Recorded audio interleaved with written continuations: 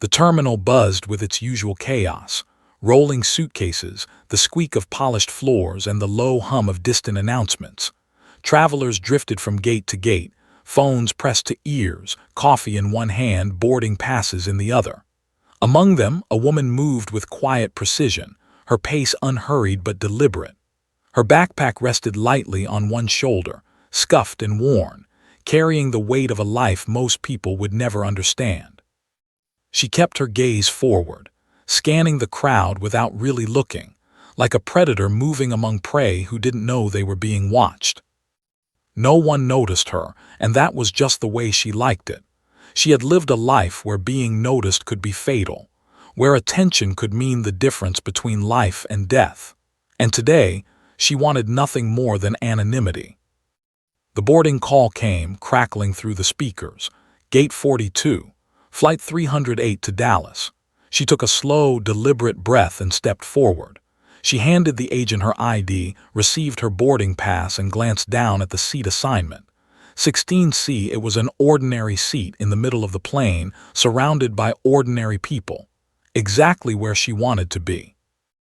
As she walked down the jet bridge, her senses were already analyzing the environment: exits, angles, the positions of passengers.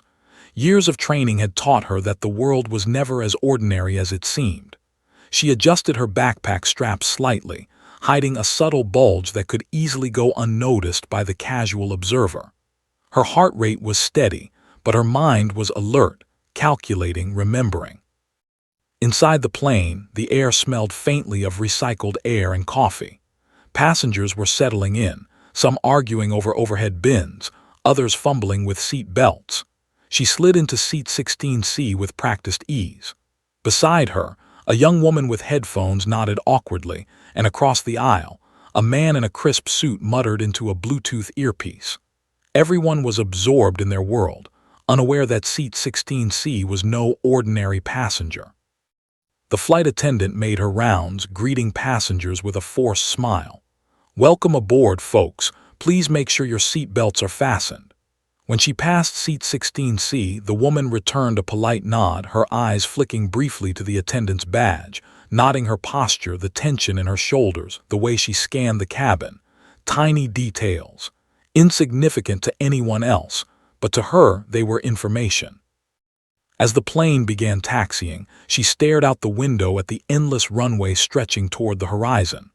The sun was setting, casting a fiery glow over the tarmac, painting everything in shades of orange and gold.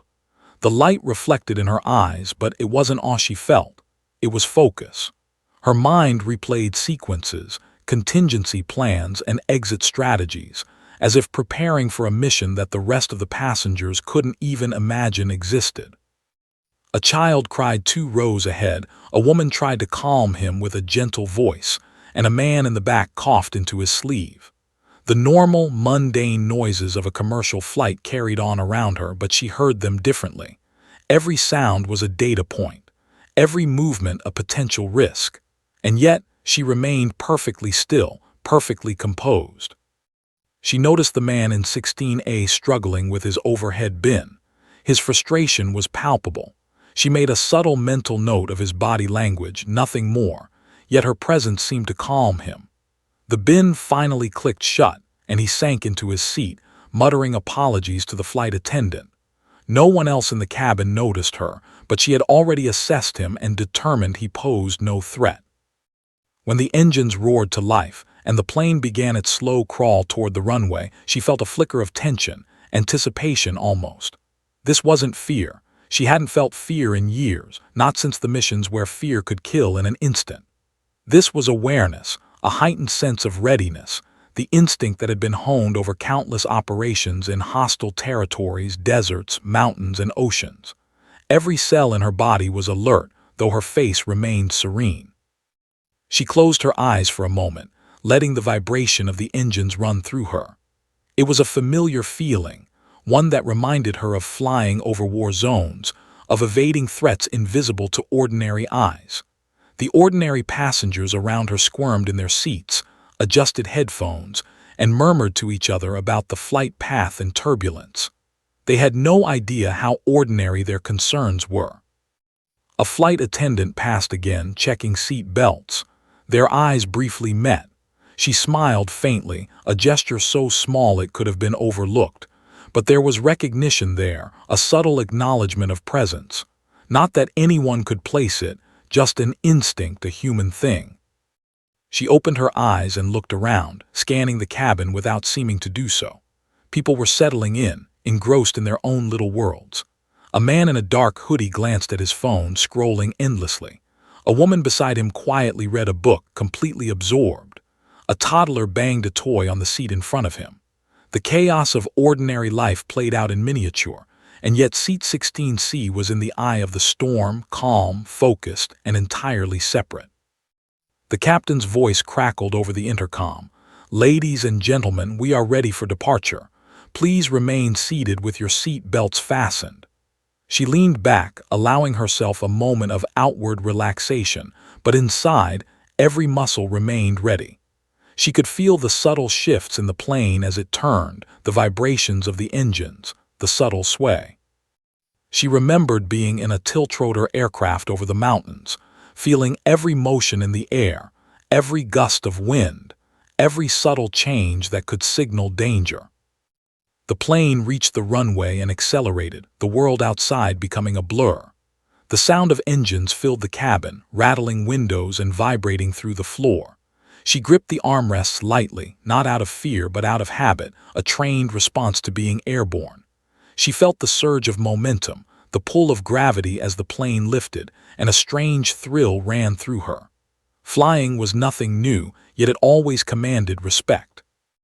As the plane leveled off and the initial tension of takeoff subsided, she exhaled quietly. Her eyes drifted to the passengers around her. She could almost see their stories. The man in the suit heading to a business meeting he wasn't excited about, the young couple escaping for a weekend getaway, the child in the row ahead experiencing his first solo flight. They were all ordinary lives, fragile and fleeting. And she, just a quiet passenger in seat 16C, carried the weight of experiences none of them could imagine. A flight attendant moved down the aisle offering drinks and snacks. She declined politely, her expression serene. She let the cart pass, observing the subtle interactions around her. The man in 16D tried to make small talk with the woman beside him, who smiled politely but remained focused on her book. Conversations sparked, fizzled, and ignited again. Life in miniature, moving and alive. Her gaze returned to the window. Below, the land stretched endlessly, patches of city, winding rivers, distant forests. The world looked peaceful from this altitude, but she knew better. She had walked through chaos far more dangerous than anything these passengers could imagine.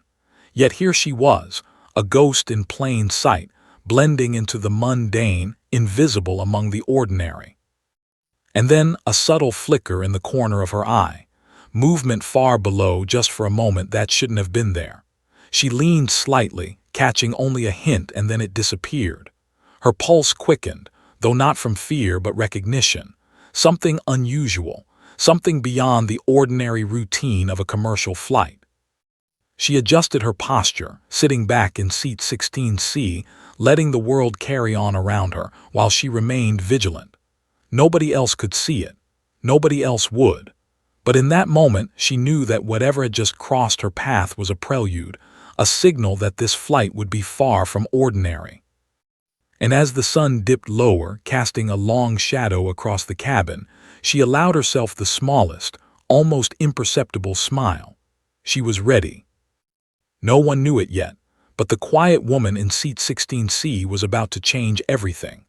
The hum of the engines settled into a low, rhythmic pulse as the plane leveled off, cruising over the patchwork of farmland and small towns that stretched beneath them like a living map. Ordinary passengers pulled out laptops, headphones, and snacks. Flight attendants moved with practiced ease, masks of calm professionalism hiding the undercurrent of tension that came with every flight. Seat 16C remained still, her fingers lightly resting on the armrests. She wasn't reading a book. She wasn't scrolling through a phone. She was listening, watching, calculating. Every subtle sound, every shadow moving along the cabin walls, every flicker of light from the overhead panels, all of it mattered. Then the flight attendant appeared beside her, a young woman in her 20s with an overly cheerful voice that betrayed the fatigue of countless early mornings. "Excuse me, ma'am, can I have your name for the emergency manifest?" she asked, holding a small digital tablet. It was standard procedure, routine. But when the question reached her ears, the world seemed to tighten for a fraction of a second. The woman in seat 16C froze, her mind racing. She had been asked that question countless times in her life, in far more dangerous circumstances, but never casually, in a scenario so deceptively normal. Her instincts screamed at her to deflect, to use a false name, to disappear into anonymity. And yet, there was a quiet defiance in her, a refusal to let the world completely erase who she was. She leaned slightly forward, her calm mask intact, and said softly, deliberately, "Lieutenant Kara Viper Hayes." The words barely reached the flight attendant, but the effect rippled far beyond the cabin. In an unlisted, secure airspace channel hundreds of miles above, a NORAD operator froze mid-sentence. A blip on his radar had already signaled the standard procedure: intercept, escort, verify. But when the passenger manifest crossed his screen, he did a double-take, eyes narrowing at the call sign appended to the name. "Viper," he muttered to himself. "Confirmed." Back in the cabin, the flight attendant tilted her head, uncertainty flickering across her face. I just need a signature." She handed her the stylus. Kara's fingers brushed the screen lightly, leaving a signature that was neat, deliberate, almost elegant in its simplicity. The act should have been mundane. It was. Minutes passed, but they felt like hours. Kara remained seated, eyes scanning the cabin with the precision of someone who had survived countless missions where split-second awareness determined life or death. Her senses caught subtle anomalies.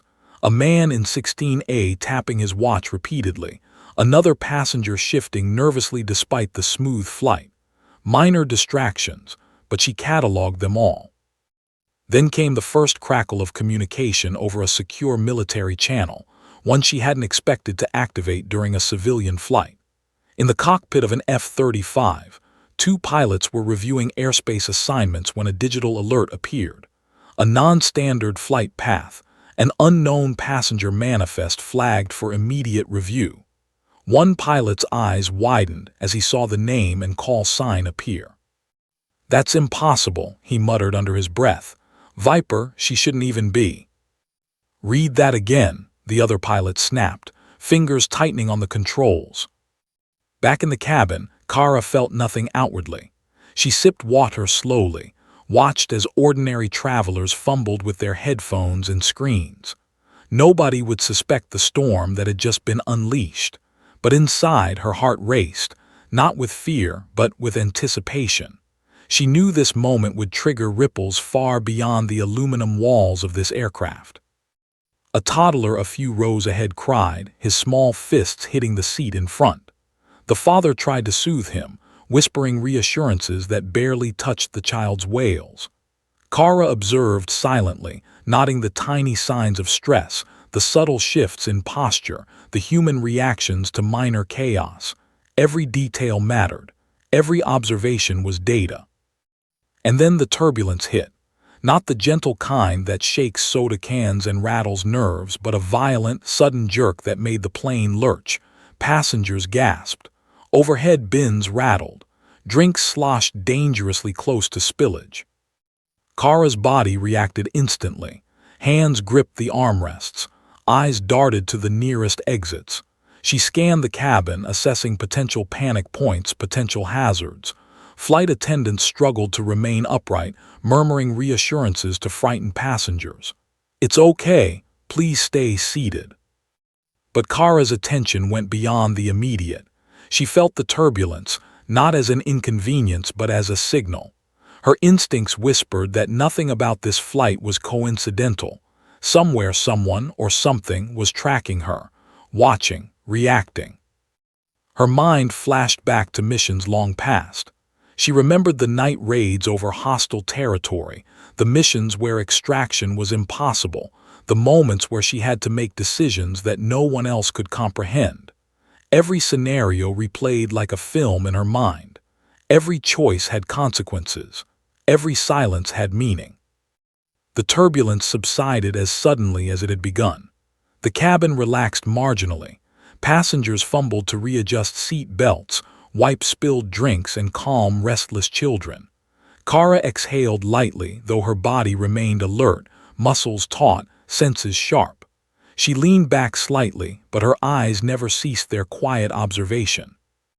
Then came the subtle vibration in the back of her mind, the telltale sign of approaching authority. Not airport security, not local law enforcement, not even the airline's protocol. Something more advanced, more precise, and far-reaching. She had felt this many times before, in places where technology met combat experience, where eyes and sensors and satellites scanned the airspace with lethal efficiency. Across the secure channels, the NORAD operator repeated the verification. Confirmed. Passenger, Lieutenant Kara Viper Hayes. Active file flagged. Escort protocol engaged. Repeat, escort protocol engaged. In the cockpit of the F-35, the pilots exchanged a brief glance, one that conveyed a mixture of disbelief, respect, and urgency. This was not a routine flight. The name alone carried weight far beyond the ordinary, far beyond civilian comprehension. "She's real," one said softly, almost reverently. The legends, they weren't exaggerating. Back in seat 16C, Kara remained outwardly calm. She adjusted her wristwatch subtly, her fingers brushing the worn leather strap. She let the thought linger, small, inconspicuous.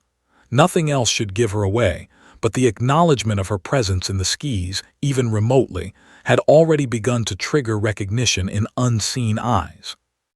A young couple in the row ahead whispered about connecting flights. A businessman grumbled over a lost Wi-Fi connection. Life carried on, utterly unaware of the extraordinary tension coiling quietly around them. Kara observed, catalogued, and prepared, because what came next would change the flight from ordinary to historic. The flight attendant returned to check on passengers. "Is everything okay here?" she asked politely, nodding the calm demeanor of the woman in 16C. Kara looked up, meeting her eyes briefly. Her voice was smooth, unwavering. "Everything's fine, thank you." But her mind raced. She knew what would happen next. The subtle approach of military aircraft, the signals transmitted across encrypted channels, the recognition that would ripple through fighter squadrons. And yet, she remained a ghost, blending seamlessly among the oblivious civilians, every movement deliberate, every expression neutral. Then came the first official announcement from the cockpit. A calm, measured voice over the intercom. "Ladies and gentlemen, due to a routine airspace protocol, you may notice the approach of military aircraft alongside our flight. There is no cause for alarm. Please remain seated and follow crew instructions." Passengers glanced at windows, pointing, murmuring, but no one could truly grasp the significance. Except her. Kara's eyes narrowed slightly. She had trained for such scenarios in far more dangerous skis, where approaching aircraft meant imminent threat or extraction. Her fingers brushed the seatbelt buckle, tightening slightly, not because she needed it, but because it was instinctual, a ritual from years spent where every precaution mattered.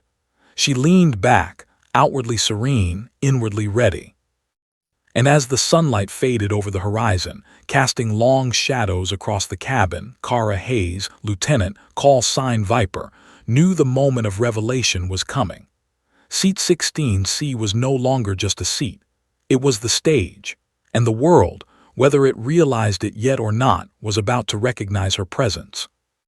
The first F-35 appeared on the radar, a small speck in the distance, sleek and deadly. And somewhere inside, a pilot's eyes widened. Recognition. Respect. The silent salute had not yet been given, but it was already forming in the minds of those who had flown alongside legends. And Kara, she remained calm, focused, ready. because the ordinary flight she had boarded was about to become extraordinary. The hum of the secure operations room at NORAD was constant, punctuated only by the occasional electronic beep and the low murmur of technicians exchanging data. Rows of monitors displayed air traffic over North America, each blip representing a plane, some commercial, some military. The room smelled faintly of recycled air, coffee, and tension, a blend seasoned by decades of high-stakes vigilance. Lieutenant Commander Harris was reviewing routine flight logs when a notification blinked in the corner of his terminal. Normally, these alerts were mundane, minor deviations, weather anomalies, misreported positions. But this one was different. He leaned in, eyes narrowing. The alert flagged a commercial flight, Flight 308 Dallas bound. Standard procedure dictated immediate review. Harris clicked the manifest, expecting ordinary names. Instead, one entry made him freeze. Lieutenant Kara Viper Hayes. His mind stuttered for a moment, disbelief sharpening into recognition.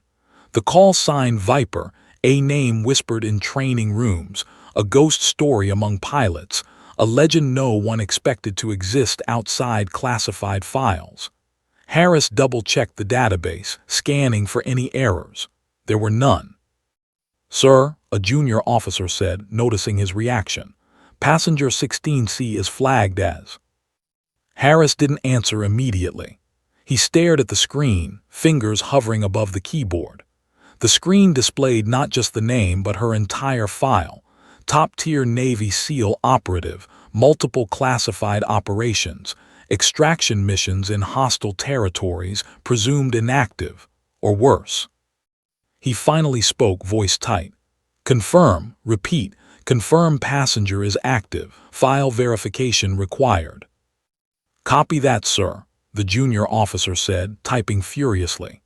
The system hummed, processing encrypted data, connecting multiple databases that should never intersect. "Confirmed," the officer whispered, eyes wide. "Lieutenant Hayes, active file verified." Harris exhaled slowly, feeling the familiar rush of adrenaline he hadn't experienced in years. This wasn't routine. This was unprecedented. Across the country, in the cockpit of two F-35s scrambled to intercept the flight, the pilots were receiving the same data feed. The call sign, when it appeared on their monitors, caused one pilot to freeze mid-sentence. "Viper," he breathed, barely audible. The other pilot, veteran of multiple combat operations, turned sharply. "Are you seeing this? She's real." "Yes," the first pilot said, hand tightening on the throttle. "Confirmed. Real, active, and God help me, she's on a commercial flight." The second pilot's eyes narrowed. Memories of missions flashed. Hostile terrain, impossible extraction points, firefights that should have ended in fatalities. And through it all, Viper had survived. Not just survived, she had thrived, leaving a trail of saved lives in her wake. And now, decades later, she was alive, right there in the middle of ordinary airspace, surrounded by oblivious civilians. "Maintain formation," the first pilot ordered, his voice steady despite the disbelief. "This isn't a drill, keep her in sight. NORAD is coordinating."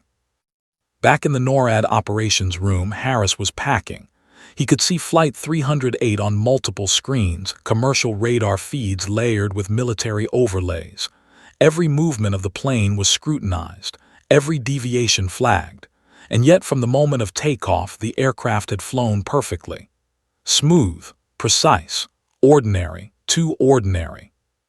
"Sir," one technician said, pointing to a monitor, "her altitude adjustments, they're almost surgical. Standard commercial autopilot wouldn't manage this without constant input." Harris's brow furrowed. Someone in that cockpit knows what they're doing, but it's not the pilot. They're following the flight plan flawlessly. She's not just a passenger, she's influencing the aircraft. A low hum of unease rippled through the room. This wasn't just about safety. It was about respect, recognition, and history. No one in the operations room could speak it aloud, but everyone understood. The passenger in seat 16C was not ordinary. She was a living legend, one that military protocol had never anticipated encountering in civilian airspace. Meanwhile, aboard Flight 308, Kara remained outwardly calm. The turbulence had passed, the engines purred steadily, and passengers had begun to relax again. A child in the row ahead giggled, oblivious to the layers of tension silently converging around them. Kara's fingers brushed lightly against the seatbelt buckle, a subtle reassurance to herself. She was aware. Every second, every nuance, every subtle sign of recognition transmitted from systems and eyes she couldn't see. And then it began. A sudden flicker of light in the sky caught her peripheral vision. Two small, sleek silhouettes appeared on the radar in her mind's eye, far beyond the vision of ordinary passengers. Military aircraft, moving with precision, approaching her position. Not in threat formation, but escort formation. Respectful, precise, almost ceremonial. Her jaw tightened slightly. She allowed herself a fraction of a smile, unnoticed, imperceptible. The pilots knew. They recognized the call sign, and though she remained a quiet passenger, the acknowledgement was real, silent, and potent. Back in NORAD, Harris watched the live feed from the F-35s. Formation tight, the jets mirrored the civilian flight path with a precision that bordered on reverence. "Maintain visual contact," he instructed. "Do not engage unless necessary. This is a legacy operation, not a combat situation." The room fell silent. Even junior officers knew the significance.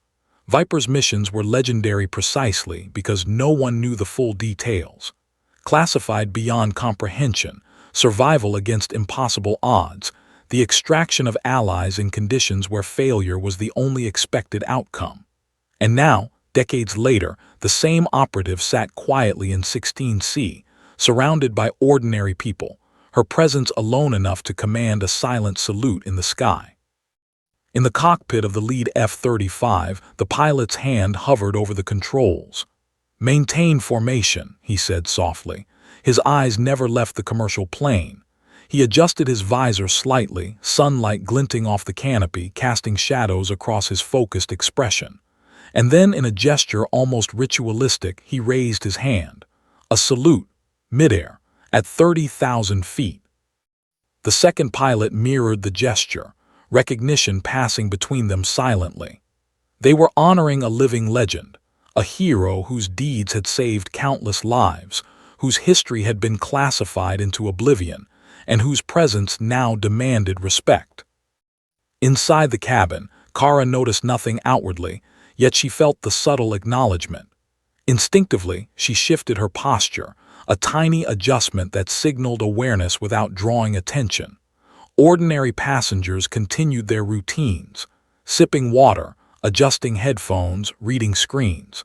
None of them could perceive the monumental significance of the invisible exchange above. Back at NORAD, Harris leaned on the console, exhaling slowly. "She's alive," he said to no one in particular. "The legend, she's alive, and she's exactly who we thought she was." Technicians exchanged glances, whispers of disbelief cutting through the sterile hum of the operations room. "How is this possible?" one asked. Harris didn't answer immediately. He didn't need to. The data spoke for itself.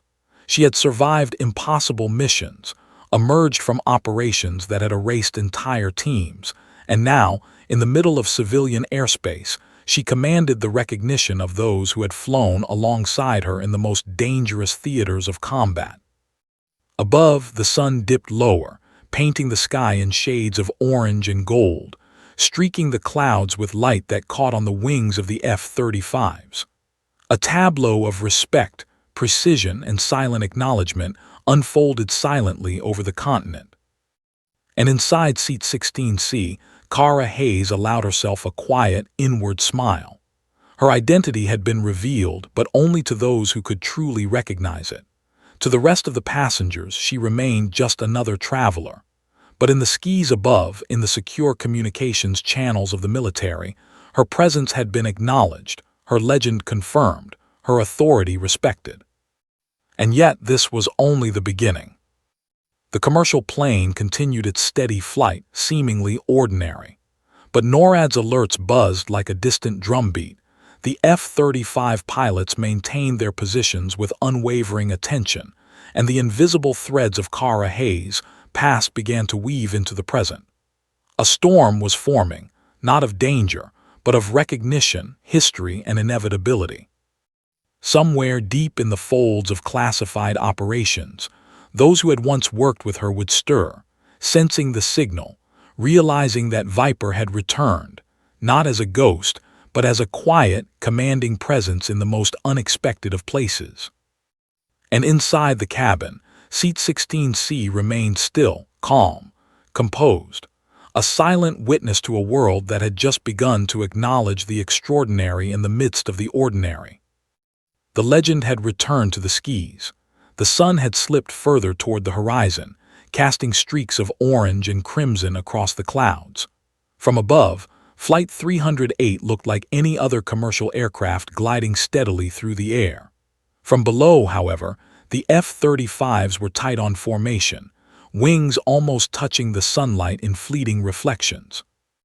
The pilot's eyes were locked on Seat 16C, though the woman herself remained perfectly calm, hidden in plain sight, like a ghost among the ordinary. Lieutenant Kara Viper Hayes sat with her backpack at her feet, fingers lightly brushing the seat armrest. She was outwardly serene, her posture relaxed, but every muscle, every nerve was taut with awareness. She had flown in far more dangerous skis, over mountains where hostile forces could ambush her at any moment, across oceans where mechanical failure meant death. But there was something about today that carried a different kind of tension. Recognition, respect, fear, all mixed together. The first F-35 pilot, Coulson Shadow, had been flying for over a decade. He had intercepted hundreds of flights, engaged in countless drills, but nothing in his experience prepared him for what he saw on his radar. A call sign flagged in encrypted files, classified to a degree that should have erased it from existence. "She's real," Shadow muttered under his breath, eyes narrowing. The second pilot, Spectre, glanced at him with disbelief. "You're sure?" Spectre asked. That's impossible. She's been off the grid for 15 years. Shadow didn't respond immediately. Instead, he replayed the images and data streaming from the commercial airliner, precise altitude adjustments, subtle changes in speed, minute control inputs that were invisible to ordinary sensors. Only someone with extraordinary training could manage a flight path this clean while seated in a passenger cabin. And yet, Kara was calm, ordinary, hidden. "Yes," he finally said, voice steady but low, "she's Viper, and she knows we're here." The words sent a ripple of tension through the cockpit. Recognition wasn't just technical, it was instinctual. Shadow remembered her from simulations, briefings, and whispered legends. She had been part of operations that most pilots had only read about in declassified reports years later, missions so daring and precise that survival had been considered impossible. And now, here she was, a ghost re-emerging from history, commanding silent respect in real time. Inside Seat 16C, Kara felt a subtle shift in the air. She couldn't see the F-35s, her cover was absolute, but the recognition reached her. Pilots trained to respect certain call signs, certain operators, even from across the sky. She had been Viper long before most of these pilots had earned their wings, and they had recognized it instantly.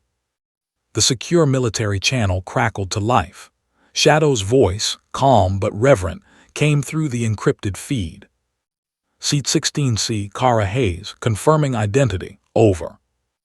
Kara's fingers tightened slightly on her seatbelt, though she remained seated, composed. No one around her noticed the exchange, but for the first time in years, she acknowledged a colleague openly, if only silently.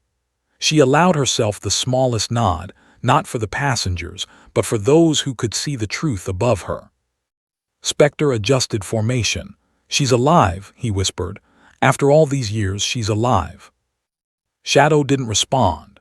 He kept his eyes on the aircraft, maintaining a distance that was both respectful and strategic. A sudden surge of wind caused the F-35's wingtip to tilt slightly, and Shadow's hand instinctively steadied the controls.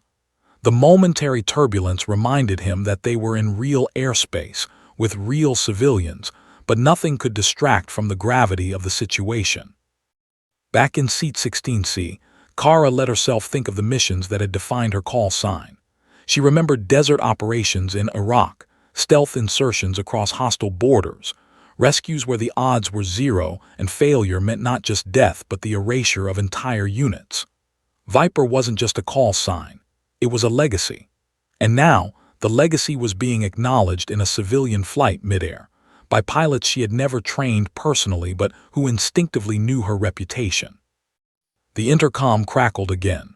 This time, it was the lead F-35 pilot, still maintaining encrypted communication. Viper, if you're aware, maintain current trajectory. Will escort to your destination. Minimal interference. Full acknowledgement. Over. Kara's lips curved in the faintest smile. Acknowledged, she whispered, though only Shadow and Spectre could hear her. The gesture was both signal and reassurance. She was aware, in control, and fully prepared. The remaining passengers continued their oblivious routines. A man in the row ahead read a newspaper. A child fiddled with a toy. A woman slept against the window. None of them could possibly imagine the extraordinary alignment of recognition happening directly above them, nor the history contained within seat 16C. Above, the F-35s adjusted slightly, shadowing Flight 308 with precision. The pilots maintained the silent, ceremonial acknowledgement, wings angled subtly, formation exact. Shadow broke the quiet, speaking over encrypted channels again. "She's not just any SEAL," he said. "She's the one we were told never to encounter again. She's the operative who saved Delta Unit 7 when all communications were lost during Operation Red Dawn, survived against impossible odds, and she's in a commercial cabin right now." Spectre's jaw tightened. "We've trained our whole careers on this story, never thought it was real." "She's real," Shadow said firmly. "And she's calm. That's the part that terrifies me the most. She's calm in seat 16C, surrounded by civilians, and she knows we're here. She's controlling the situation without a single movement." Inside the cabin, Kara sipped water, her gaze drifting toward the window. The sun's glow hit the fuselage, painting the interior with golden light. She allowed herself to think of the F-35s, knowing they were there, knowing they recognized her, but giving no outward sign. Every passenger around her was unaware of the silent respect forming in the skis. And then came the subtle, almost imperceptible movement, the salute. Not outward, not to the cabin, but in the sky. Shadow's hand rose, a gesture of respect that mirrored the history between legends. Spectre mirrored it instantly. Midair, at 30,000 feet, the pilots had saluted a woman they had never personally met but whose reputation demanded deference. The act wasn't observed by civilians, yet it reverberated through the secure channels, through NORAD, and through the pilots themselves. Recognition of Viper wasn't ceremonial, it was instinctual. Years of experience, of trust, of life-and-death decisions crystallized into one simple gesture. Kara felt it, not with her eyes, not with her ears, but deep within her instincts. The acknowledgement reached her as palpably as if she had seen it with her own eyes, and for the first time in years, she allowed herself the smallest sliver of relief. Yet beneath the calm, tension simmered. The acknowledgement, though powerful, also confirmed what she had long feared. Her presence had been detected. The silent, precise recognition meant that the world she had hidden from, the world that had tried to erase her existence, was now watching, observing, waiting. And she knew the stakes had shifted. No longer could she remain entirely anonymous. She had become, by simple virtue of recognition, a target of interest to forces she could not yet predict. The plane continued its steady flight, engines humming, passengers unknowing of the extraordinary convergence unfolding around them. Kara's thoughts drifted to the mission she had left behind. The lives saved, the orders disobeyed, the sacrifices made. She had become a ghost in the military's memory, a legend whispered in hallways and training rooms. Now the legend had returned, not to fight, but to simply exist. And yet, existence alone had consequences. The sun dipped lower and the orange glow intensified, casting long shadows across the cabin. Kara's eyes scanned the interior, noting the subtle human behaviors around her. She could read panic, curiosity, distraction, and comfort, all in microseconds. But her own emotions remained carefully contained, hidden behind layers of discipline, experience, and necessity. Above, Shadow and Spectre maintained their escort formation, flying a perfect mirror of the commercial flight's trajectory. Their silent respect persisted, their awareness sharpened. Each second in the sky was a confirmation, a reminder, and a warning. The call sign Viper still carried power, even decades later. And Seat 16C remained still, calm and unassuming, while the skies above paid homage to a legend that refused to be forgotten. The world below remained oblivious. The passengers continued their routines. But in the air, in encrypted channels in the history of elite combat operations, one truth was undeniable: Viper was alive. She was recognized. And the quiet, calculated tension of what was about to unfold had only just begun. The sky outside the cabin was a blaze of color, a molten canvas of orange, red, and violet, the kind that photographers chase and poets try to capture. But for Lieutenant Kara Viper Hayes, it was merely the backdrop to a far more consequential scene, a silent exchange of respect playing out miles above ordinary life. She could feel it, not through sight, but through the instinct honed over decades of combat, an invisible acknowledgement, a recognition of her presence by eyes she could not see and yet somehow perceive. The commercial airliner hummed steadily beneath her, engines vibrating softly through the floor. Around her, passengers were distracted by their own little worlds. A man in 16A struggled to untangle headphones. A woman beside him flipped through a magazine. A toddler banged a plastic toy against the seat in front. To them, this was just another routine flight. To her, it was a stage, a testing ground, and a reminder that the ordinary world rarely recognized the extraordinary when it passed unnoticed among them. Above, two F-35s mirrored the plane's trajectory with precision that bordered on reverence. Their pilots, Shadow and Spectre, were locked in perfect formation, their controls as steady as if performing a military ballet. The aircraft were invisible to the passengers below, appearing only as distant blurs in the sky for anyone watching from the ground. Yet to Kara, their presence was palpable, like a living extension of the recognition her call sign commanded. Then it happened. Shadow, lead pilot of the escort formation, lifted his hand. Not a casual gesture, not for cameras, not for civilians, but in the language of those who understood, in the unspoken codes of elite military recognition, he saluted. His fingers extended, precise and sharp, despite the turbulence, the altitude, and the speed. Spectre mirrored the motion, a twin salute in midair. Kara felt it. It rippled through her like a pulse, subtle yet undeniable. She allowed herself a single, imperceptible nod, not for the passengers, not for the cabin crew, but for those who truly understood the significance. The acknowledgement wasn't merely ceremonial. It was validation of a life spent in the shadows, of countless missions, of risks taken that no one else could comprehend. She remembered Operation Red Dawn, the night her team had been trapped behind enemy lines with no extraction in sight. The decisions she had made, disobeying direct orders, choosing to save lives rather than follow protocol, had cemented her call sign as more than a name. It had become legend. And now, decades later, that legend had recognized her back. Inside the cockpit of the F-35s, Shadow's jaw tightened as he adjusted formation slightly, wings tilting just enough to maintain the illusion of a routine escort. His mind raced through the history of Kara Hayes, Viper, and the stories he had been told but never fully believed. He had studied her files during training exercises, read mission reports, memorized the tactics that had saved entire units, and now he was saluting a living testament to all of it. "Do you see that?" Spectre asked quietly, eyes on his instruments. "She's aware. She knows we're here." "Yes," Shadow replied, voice low.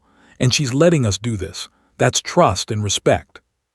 Back in seat 16C, Kara sipped her water, fingers brushing the glass with casual elegance. To the untrained eye, she was just a passenger, calm and composed. But every movement was deliberate, every breath measured. The salute above was more than recognition. It was a confirmation that her instincts were correct, that her history was alive, and that the silent bonds forged in combat still held, even in the most unexpected circumstances. She glanced briefly at the passengers around her. They remained oblivious, absorbed in phones, magazines, and idle chatter. The woman beside her adjusted her scarf, a minor irritation. The man in 16A muttered complaints under his breath about the in-flight Wi-Fi. None of them would ever know that history was unfolding silently above, that the sky itself had paused to honor a woman who had long been erased from public memory. The secure military channels buzzed faintly. NORAD's operators watched monitors intently, aware of the anomaly they were witnessing. Harris leaned against his console, exhaling slowly. The calm in seat 16C, the precision of the escort, and the silent mid-air salute were all signals of one undeniable fact. Kara Hayes was not just alive. She was in full command of the situation, even without lifting a finger. In the air, Shadow adjusted his helmet mic and spoke softly, his voice tinged with awe. "She's controlling this without a word. The flight path, those subtle adjustments aren't autopilot. She's influencing it, seat 16C, just by being aware." Spectre's eyes widened. "You're saying she's flying this plane without touching the controls?" Shadow didn't answer immediately. Instead, he watched the commercial plane, marveling at the precise, almost imperceptible movements that Kara had initiated. A slight tilt here, a subtle shift in velocity there, nothing noticeable to passengers, but everything to trained observers and military sensors. "She's a ghost," Shadow said finally, "and the entire sky knows it now." Inside the cabin, Kara allowed herself the smallest hint of a smile. Ghost. Legend, myth, those labels had followed her for years. She had accepted them as shields, tools to keep enemies and governments alike from realizing how much she truly knew, how much she could do, and how much she had already survived. Yet now, even the invisible eyes above were confirming it. A subtle vibration ran through the aircraft, a reminder that they were airborne, that physics and reality still governed this flight, no matter the legends in the sky. Kara adjusted her posture slightly, a minute movement that aligned her body instinctively, reflexively, like a soldier trained to optimize every motion. It was a gesture no one could notice, but the F-35 pilots would sense it, small signals amplified in the minds of those trained to detect intent, awareness, and authority. Then the first crackle of a secure channel reached her, an encrypted, brief message, filtered through layers of permissions. She read it quietly, her eyes narrowing. The content was simple: acknowledgement of her presence, confirmation that she was recognized by elite pilots who had never met her but understood her legacy. She allowed herself another breath, calm, and even though a flicker of satisfaction passed through her. The salute had been given, recognition had been made, and yet tension simmered beneath the surface. Every acknowledgement in the sky meant one undeniable truth: her presence could no longer remain entirely secret. She had been spotted, tracked, verified. Somewhere deep in the military hierarchy, NORAD and the F-35 squadrons were buzzing with reports, emails, and encrypted calls. The news could not leave the channels. It would compromise protocols, reveal secrets, and trigger questions no one was ready to answer. But inside the cabin, inside seat 16C, Kara Hayes sat quietly, aware of the storm she had already unleashed without even speaking. Passengers adjusted to the steady hum of flight. A man in row 15 checked his phone, scrolling aimlessly. A woman a few rows ahead yawned, pulling a blanket over her shoulders. A child laughed at a cartoon on a tablet. None of them could sense the gravity of what was unfolding above and around them. Above, the two F-35s maintained their escort, precision absolute. The pilot's salute remained steady, an acknowledgement extended for a brief, ephemeral moment that would never appear in photographs, never be recorded in public memory. But it was eternal in the realm of those who understood. Kara's gaze shifted toward the horizon. The sun was nearly gone, leaving a fiery afterglow. The flight continued smoothly, the ordinary and extraordinary converging in a single invisible nexus. And though she remained seated, silent and composed, the world, NORAD, the pilots, and history itself, had paused to recognize the legend in Seat 16C. And she knew, with that subtle, unshakable certainty that had carried her through countless operations, this was only the beginning. The salute had been given, respect had been acknowledged, but the consequences, those were yet to unfold. Long before Seat 16C became a stage for silent recognition, long before F-35 pilots saluted her in midair, Kara Viper Hayes had been a name whispered in the corridors of the Navy SEAL community like a ghost story, real, impossible, and unforgettable. The mission that earned her that call sign had not been recorded in press releases or public records. It existed only in classified files, in the memories of those who had survived because of her.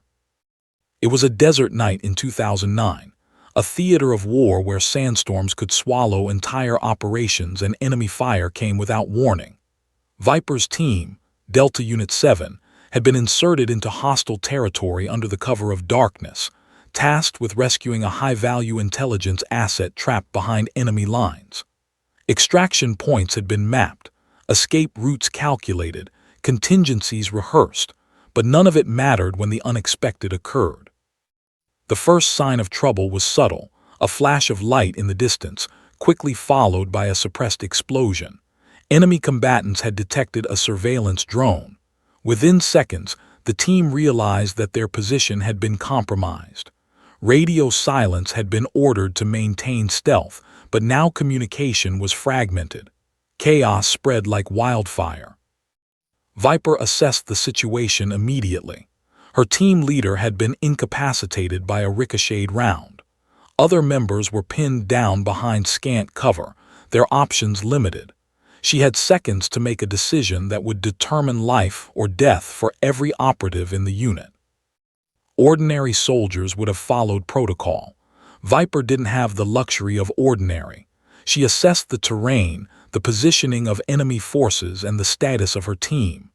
In her mind, calculations ran faster than the human eye could track, angles of approach, fields of fire, probability of success. And then she acted. Disobeying orders was not an option for most SEALs. It could end careers or worse. But Viper made the call anyway. She led a diversion, exposing herself to enemy fire to create a corridor for her team's escape. Bullets tore through the night, ricocheting off metal and rock. Every step she took was calculated, each movement a blend of risk and precision. Her actions allowed her team to reach the extraction point. Evac helicopters arrived, and her squad was pulled from the sandstorm of gunfire into the whirring blades of the aircraft. But Viper was not aboard the first chopper.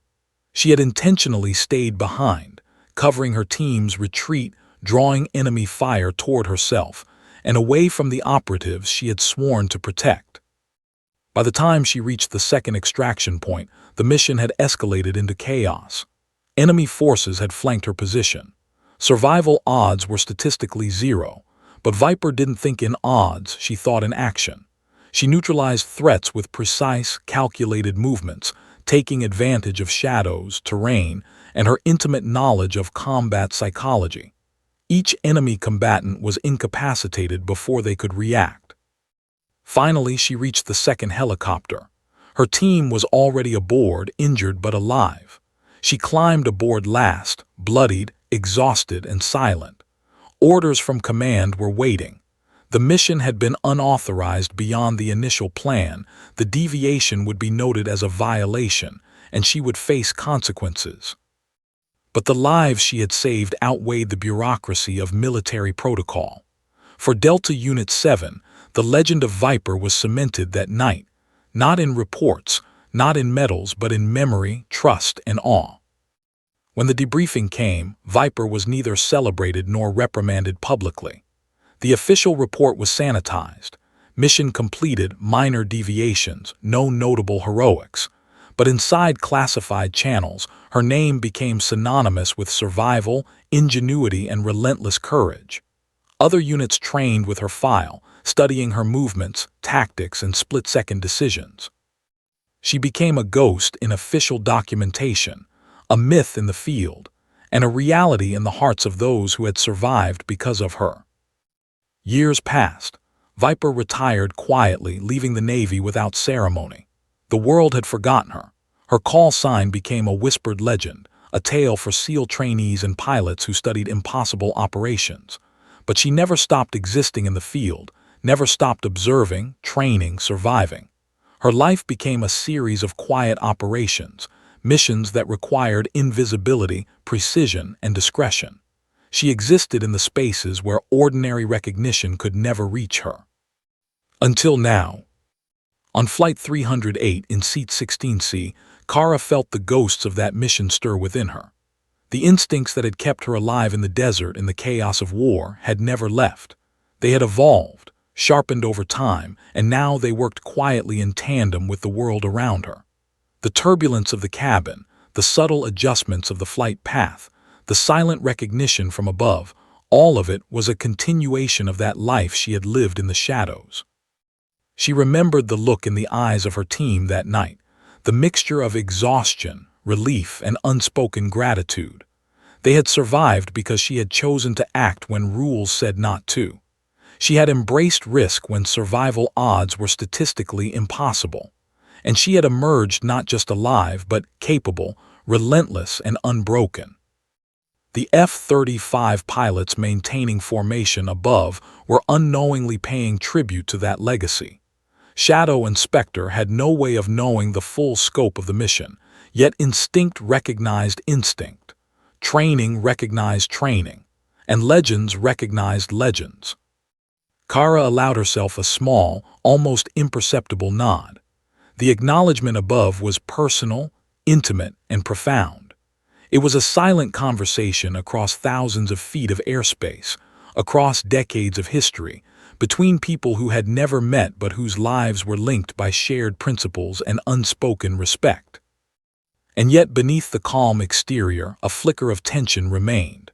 Recognition was powerful, but it also carried consequences. Every observation, every acknowledgement from NORAD, every encrypted confirmation from the F-35 pilots meant one unavoidable truth. Her presence was now known. Completely. For the first time in years, she realized the weight of history intersecting with the present.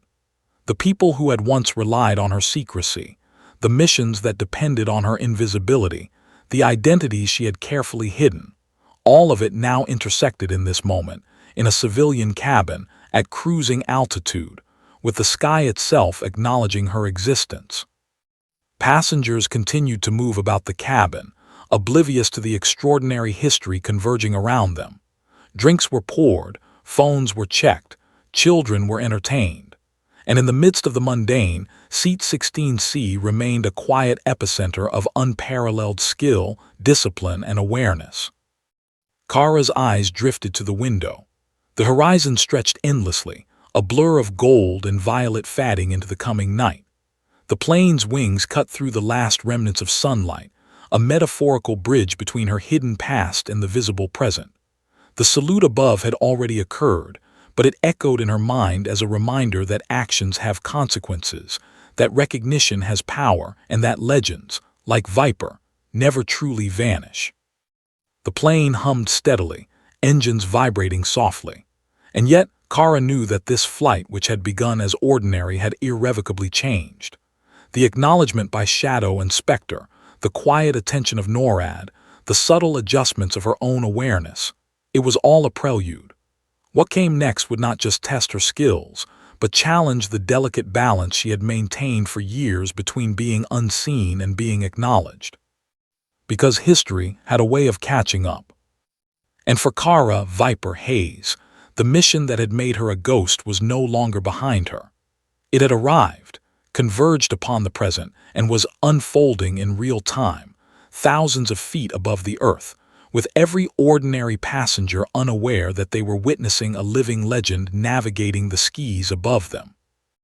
Her fingers brushed the seat armrest once more, a subtle gesture of readiness. She exhaled softly, but inside, every instinct was alive, every calculation precise, every memory sharpened. The ghost she had become was waking. The legend she had earned was breathing. And the world, NORAD, the F-35 pilots, the invisible network of operatives and observers, was about to fully recognize her once more. Because Viper had returned, and no one, not even a plane full of civilians, would forget the name again. The cabin lights dimmed slightly as the sun disappeared completely behind the horizon, leaving the world outside a deep shade of indigo. The passengers of Flight 308 settled into the routine of descent, pulling down tray tables, fastening seat belts, and exchanging polite but distracted conversations. To them, the flight was nearing its predictable conclusion. To Kara, Viper, Hayes, and Seat 16C, it was anything but ordinary. Every instrument, every subtle vibration, every shift in the aircraft's trajectory was a signal. She had flown in far more dangerous skis, and yet this landing carried a tension unique to the intersection of civilian and military worlds. The F-35s that had accompanied her since mid-flight maintained formation, but now their presence was not merely ceremonial. It was protective, calculating, and poised to react if necessary. Shadow, lead pilot of the escort, checked his instruments repeatedly, eyes scanning the horizon, radar, and flight path. "We're approaching controlled airspace," he said over the encrypted channel. "Prepare for descent protocol. Maintain formation. Do not break visual unless commanded." Spectre's jaw tightened. "You're saying we escort all the way to landing?" Shadow didn't respond immediately.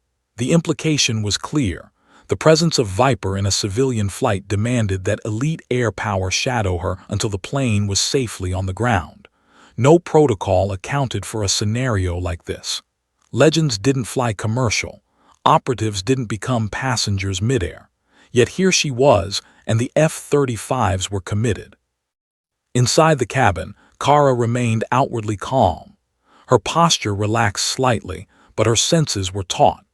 Each movement of the plane's wings, the subtle dip of altitude, and the vibration of the engines transmitted more information than any ordinary passenger could understand. She processed each one, planning for contingencies that no flight crew could anticipate, contingencies she hoped would never be needed. The first announcement from the cockpit signaled routine descent. "Ladies and gentlemen, we are beginning our approach to Dallas. Please remain seated with your seat belts fastened. Flight attendants, prepare the cabin for landing." Kara's eyes briefly met the flight attendant as she passed. Nothing in her gaze betrayed her. The attendant smiled politely, unaware of the extraordinary individual she served. To everyone else, this was just another commercial flight. Above, the F-35s adjusted their approach, staying perfectly aligned with the commercial airliner. They were visible only to radar and a few high-altitude observers, but for Kara, their presence was palpable. She could feel their positions relative to her plane, the exact distance maintained, and the subtle shifts in their speed and trajectory, a silent ballet in the skis above. Then came the first sign of complication. The air traffic controller at Dallas approached the flight on standard communication channels. "Flight 308, we have visual confirmation of military aircraft in proximity. Please advise your intentions." The cockpit voice responded smoothly, measured, and calm. "Approach protocol standard. All passengers and aircraft accounted for. We're descending on schedule. F-35s are providing escort as per NORAD protocol." Kara's mind ran through the scenario. Civilian airspace was a web of strict regulations, tightly controlled corridors, and unpredictable human variables. The arrival of F-35s in formation, however silent and precise, had likely triggered more alerts than she could imagine. Every observer in radar towers and secure military offices would now recognize, that someone extraordinary was on this flight. The landing gear extended with a smooth, mechanical precision. Kara noted every vibration transmitted through the seat and floor. Her fingers brushed her wrist, a subtle check of the watch, the tiny instrument she carried as a habit, not necessity. She had landed in far more dangerous situations, but the stakes now were different. Not life or death, but exposure, recognition, revelation. The plane descended steadily, slicing through clouds like a blade. Passengers peered out the windows, catching glimpses of the city lights below, oblivious to the drama unfolding above and around them. Some pointed, some whispered, some photographed the skyline, all unaware that the ordinary view masked an extraordinary event in motion. Shadow and Spectre mirrored the aircraft, maintaining a protective formation, their wings angled slightly as though in silent acknowledgement of the legend inside. The salute that had occurred mid-flight was no longer needed. The respect was already established. Now, focus shifted to execution, landing without incident, without attracting undue attention, without violating the invisible lines between civilian and military protocols. The first F-35 pilot spoke, voice low but authoritative. "Prepare for potential interception at the airport. We may need to adjust formation depending on ground response. Maintain visibility and communication with control." Kara allowed herself a fraction of a smile. Her instincts had anticipated this. The city below was unaware that its airport was about to witness history. Civilian controllers, security personnel, and ground crews would see only a commercial flight, and if they noticed, 2 unmarked aircraft in the distance. They wouldn't understand the gravity of what they were witnessing. As the plane touched the runway, the soft vibration of wheels meeting asphalt transmitted through the floor. Kara's body reacted automatically, posture adjusting minutely. Every movement, every breath, every subtle calculation ensured that she remained the calm center of the aircraft. Passengers shifted in their seats, some craning to see the runway. The cabin crew maintained smiles, guiding passengers with routine instructions. "Remain seated until the aircraft comes to a full stop. Please gather your belongings carefully." The F-35s maintained altitude slightly above the plane, wings reflecting the runway lights. Shadow monitored every movement of the aircraft, ready to intervene if necessary, though intervention was a silent threat, a presence more than a plan. Spectre mirrored him perfectly, maintaining formation with precise synchronization.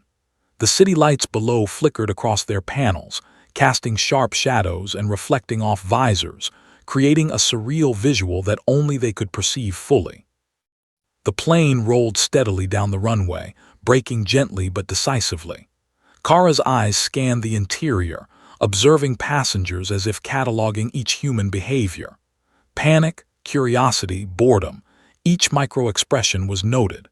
They were oblivious, but their reactions mattered, for in a world so ordinary, these small signals were echoes of chaos she had long navigated in more lethal environments. Finally, the aircraft slowed, came to a full stop, and the seatbelt sign extinguished. Applause erupted lightly from passengers, thinking the flight had been uneventful, though few realized how extraordinary it had truly been. Kara exhaled softly, outwardly composed, but inside her awareness remained taut. The cockpit communicated with ground control once more. "Flight 308 is on the tarmac. All passengers accounted for. F-35s maintaining pattern until clear." Shadow and Spectre adjusted slightly, wings tilting for a final display of precision, then ascended subtly, retreating into airspace where their presence could remain discreet but effective. The salute had ended, but its significance lingered in invisible channels, in NORAD offices, and in the legacy of the woman seated quietly among civilians. As the cabin doors opened, passengers began to file out, gathering their belongings, chatting casually, unaware that history had brushed past them mid-flight.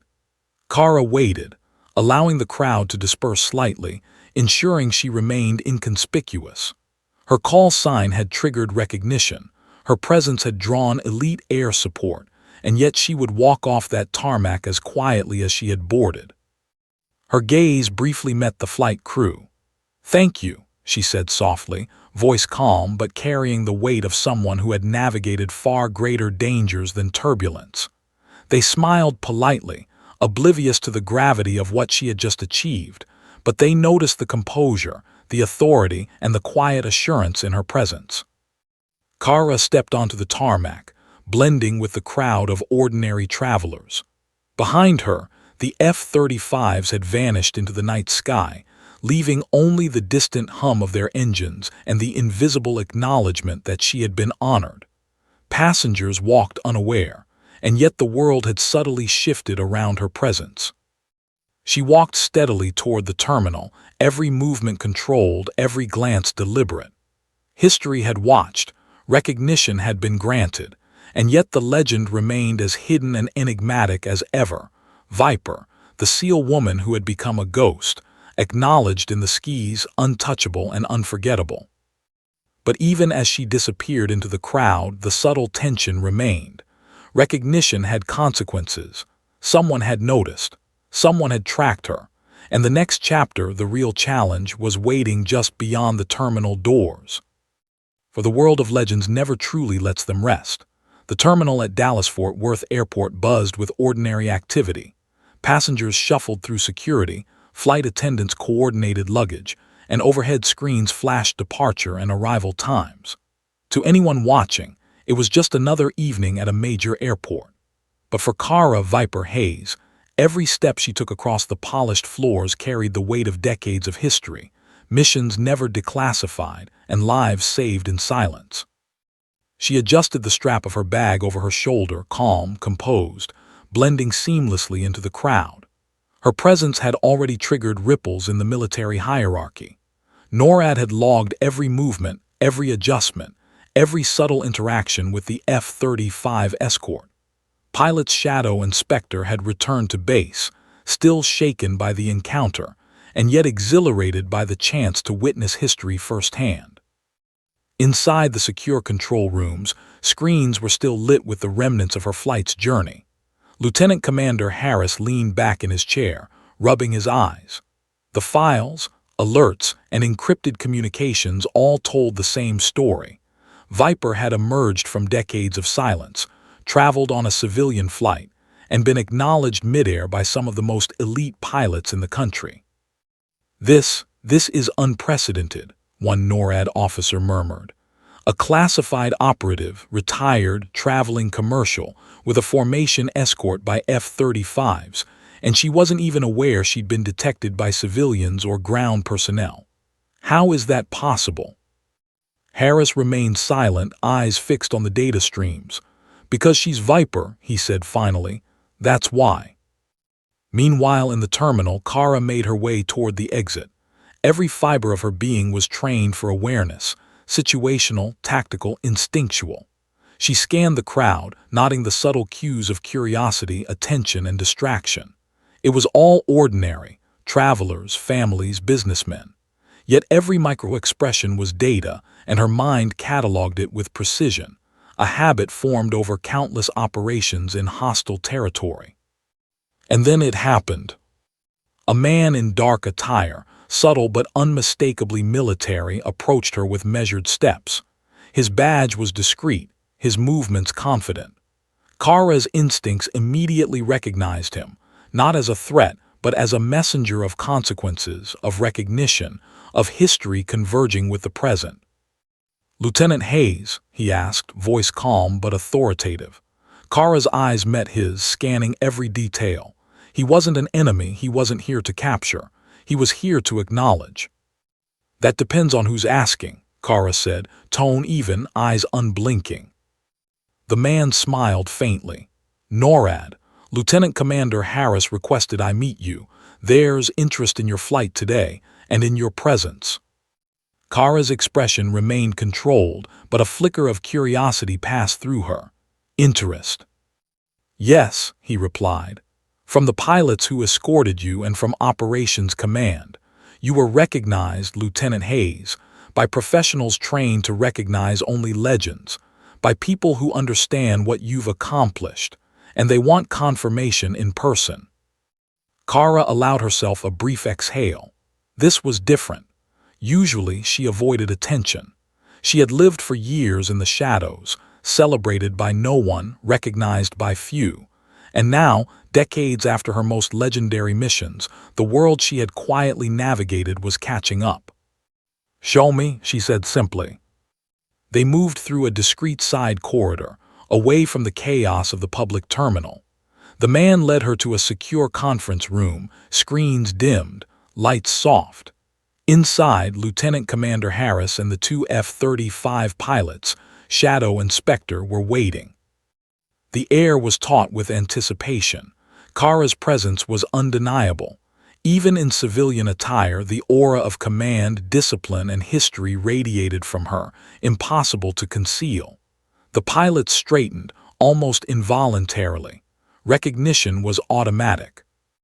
"Lieutenant Hayes," Harris said, standing. I don't have the words. You're alive, you're here. And the confirmation from Flight 308 from the F-35 escort is remarkable. Your call sign isn't just legend, it's reality." Shadow stepped forward, visor tucked under his arm, eyes locked on Kara. "We saw it in the sky," he said. "The precision, the awareness, it was like flying with the past and present at once. I've trained with your files, read every operation, and yet seeing it feels impossible. And still, you were there. In Seat 16C. Spectre nodded, voice steady but filled with reverence. The salute wasn't just respect. It was instinctual, recognition, understanding of what you've done, what you've survived, and what you represent. I don't know how else to describe it." Kara allowed herself a small, almost imperceptible smile. "I didn't ask for recognition. I wasn't here for it. And yet, here we are. The world always notices eventually." Harris leaned forward, gaze steady. "It's more than recognition. Your presence, your decision to be on that flight, has demonstrated something incredible. A retired SEAL, a classified operative, commanding respect even without action. That's unprecedented." Kara's mind processed the implications. Every mission she had undertaken, every life she had saved, had been private, invisible. Her call sign had been a ghost story for new pilots, a lesson in courage for those who studied the impossible. Yet today, all of it had converged into a single, undeniable statement. She was Viper, living, active, and recognized. She leaned back, voice calm but firm. "Recognition carries consequences," she said. "And being visible, even if only in a controlled way, invites attention. Those who trained me, those who fought alongside me, they know the rules. And those who didn't, they will find out eventually. My presence today has shifted the balance. I need to know the scope." Harris nodded. "We've accounted for immediate security risks. NORAD coordinated the F-35 escort. You've been observed, yes, but only by trusted personnel and channels. Nothing has leaked. Yet the fact remains, the legend of Viper has intersected with the present. That's seismic."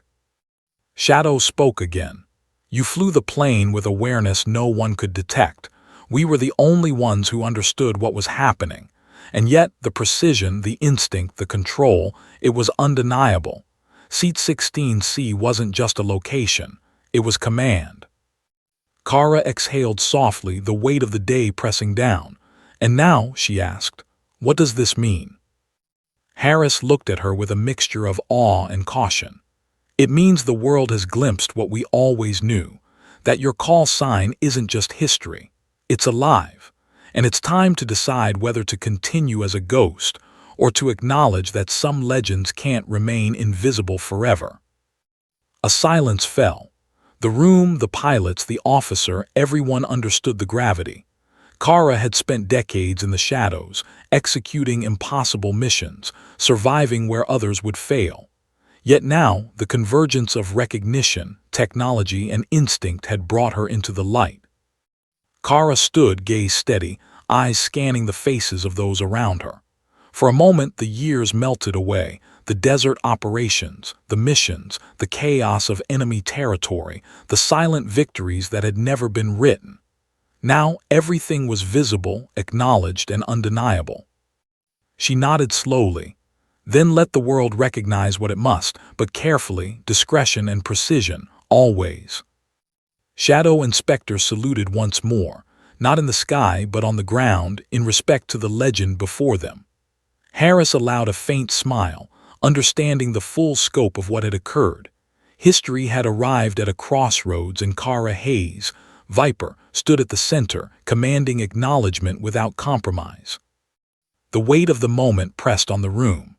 A retired SEAL, a ghost operative, a living legend had walked through ordinary airspace, commanded respect mid-flight, and now faced the consequences of a presence the world could no longer ignore. And yet Kara remained calm, composed, unshakable, a living embodiment of the legend that bore her call sign. "The world can wait," she said quietly, "but let it remember, let them see that legends endure and sometimes they return." The room remained silent for a heartbeat, then filled with quiet acknowledgement. No one spoke further. Words could not capture the magnitude of what had just occurred. The F-35 pilots, NORAD and Kara herself, all understood the truth. Seat 16C was more than a seat.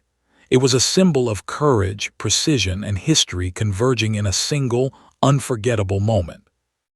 Outside, the airport continued its ordinary hum, unaware that history had unfolded within its walls. Inside, Kara Hayes, a woman who had survived impossible missions, who had become a ghost in official records, stood fully recognized, her legend alive, her call sign honored, and her story finally intersecting with the present. And the world, silent but watching, had no choice but to acknowledge it. Viper had returned,